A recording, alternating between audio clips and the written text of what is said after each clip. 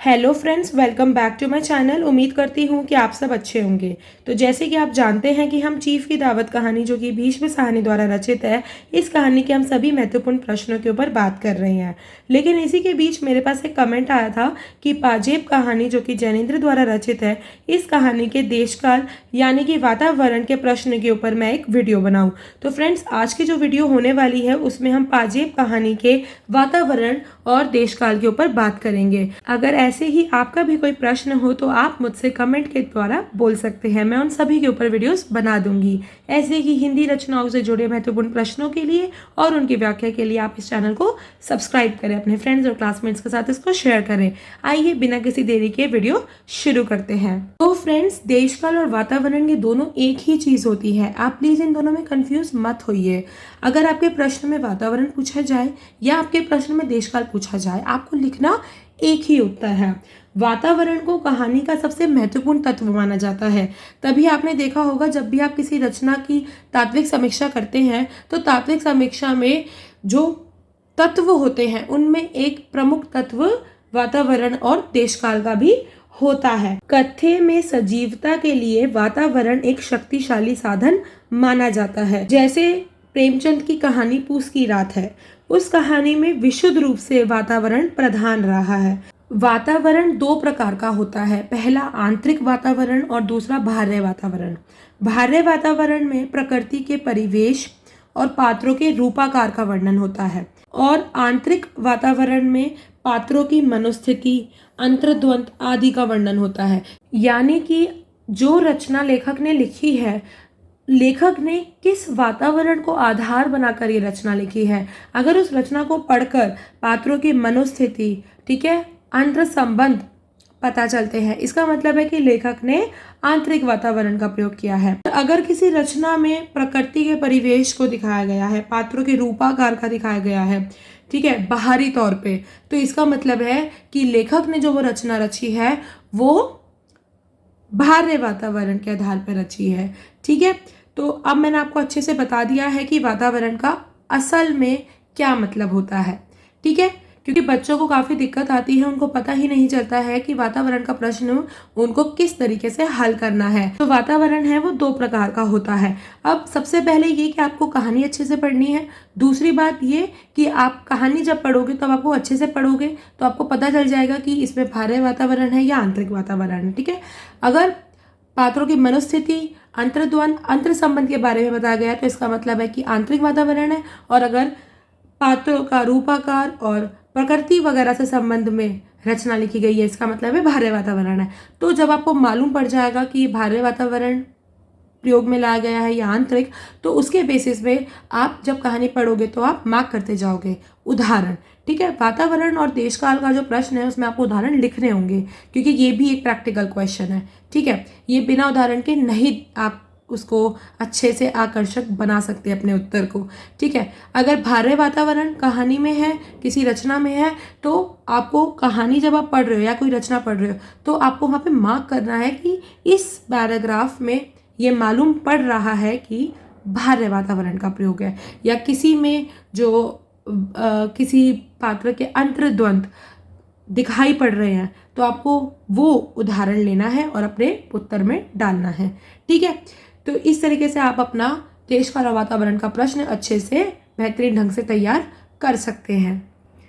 वातावरण के अंतर्गत कहानीकार कहानी से संबंधित वास्तविक जीवन, देशकाल और तत्कालीन विभिन्न प्रकार की परिस्थितियों का संचयन कर उसे एक ऐसा सामूहिक रूप प्रदान करता है जो पाठक के सम्मुख अपेक्षित स्थिति का एक चित्र उपस्थित कर देता है। तो जो लेखक है वो अपनी रचना में वातावरण इस तरीके से उपस्थित करता है, इस तरीके से वो सजीवता के साथ वातावरण तैयार करता है कि जो कहानी है वो हमें बहुत वास्तविक मालूम पड़ती है और विभिन्न प्रकार की परिस्थितियों का उसमें संचयन होता है। ठीक है, जो वातावरण लेखक तैयार करता है किसी रचना के लिए। वातावरण के तत्व के समुचित उपयोग के बिना कहानी की मूल संवेदना से पाठक का तादात्म्य नहीं हो पाता है। अगर हम ये सोचें कि हम इस कहानी से वातावरण का तत्व ही हटा दें तो ये नहीं हो सकता है। बिना वातावरण के जो रचना है उससे पाठक नहीं जुड़ सकता है।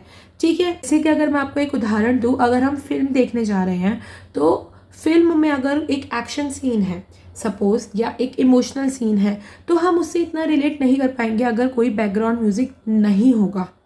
ठीक है, अगर इमोशनल सीन है तो भी हमें इतना महसूस नहीं होगा, हम आंतरिक तौर पे इतना महसूस नहीं कर पाएंगे उस सीन को खुद से।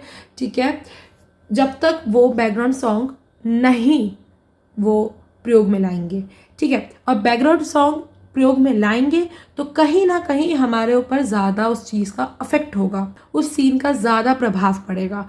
ठीक है, तो ऐसे ही अगर कहानी में अगर या किसी रचना में हम वातावरण का तत्व हटा देते हैं तो जो पाठक है, ठीक है, उसका तादाद में नहीं बैठ पाता है, वो अपने आप को इतना नहीं जोड़ पाता है उस रचना से। सफल कहानीकार सजीव वातावरण की सृष्टि से पाठक के मन और मस्तिष्क पर बिंब अंकित कर देता है। कुछ बातें ऐसी होती हैं जो कि हमारे दिमाग में ठहर जाती हैं, ठीक है, बस जाती हैं। कुछ ऐसे सीन्स, कुछ ऐसी बातें, कुछ ऐसे डायलॉग, कुछ ऐसे गाने के लिरिक्स, ये सब कुछ ऐसी चीज़ें हैं जो कि हमारे दिमाग में बिंब प्रकट कर देती हैं।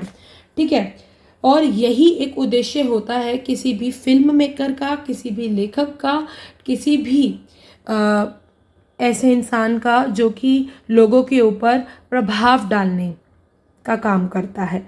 ठीक है, तो उसका मेन उद्देश्य यही होता है कि वो एक ऐसा आकर्षण पैदा करे अपने रचना के माध्यम से, अपने मूवीज़ के माध्यम से, गाने के माध्यम से, लिरिक्स के माध्यम से, कि लोगों के दिमाग में या पाठक के दिमाग में एक बिंब बन जाए।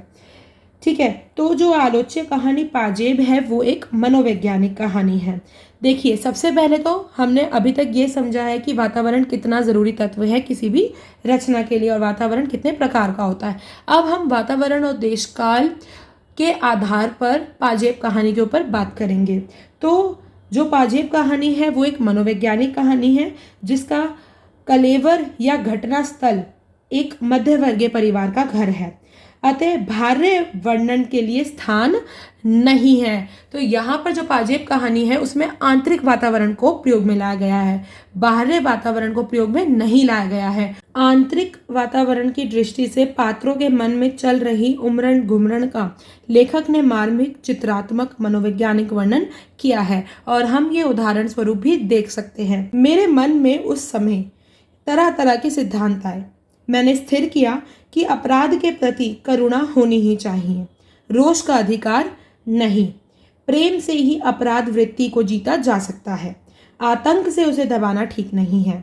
बालक का स्वभाव कोमल होता है और सदा ही उसे स्नेह से व्यवहार करना चाहिए। इस उदाहरण से हमें ये पता चलता है कि इस कहानी में आंतरिक वातावरण को महत्व दिया गया है, ना कि बाह्य वातावरण को। यहाँ पर जो लेखक है उसकी जो धर्म पत्नी है और यहाँ पर जो उनका बेटा है, ठीक है, आशुतोष, इन सभी के माध्यम से एक आंतरिक वातावरण कहानी में प्रकट होता हमें दिखाई देता है।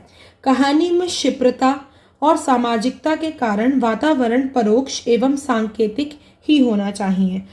पाजेब में लेखक ने परोक्ष रूप, संभय, उदासी, संघर्ष, विवशता का वातावरण का निर्माण किया है जो मुख्य रूप से तनाव को जन्म देता है। अतः संपूर्ण कहानी में तनाव का वातावरण है। ठीक है, अब ऑब्वियसली अगर किसी कहानी में आंतरिक वातावरण को दिखाया गया है तो वहां पर हमें तनाव देखने को मिलेगा ही।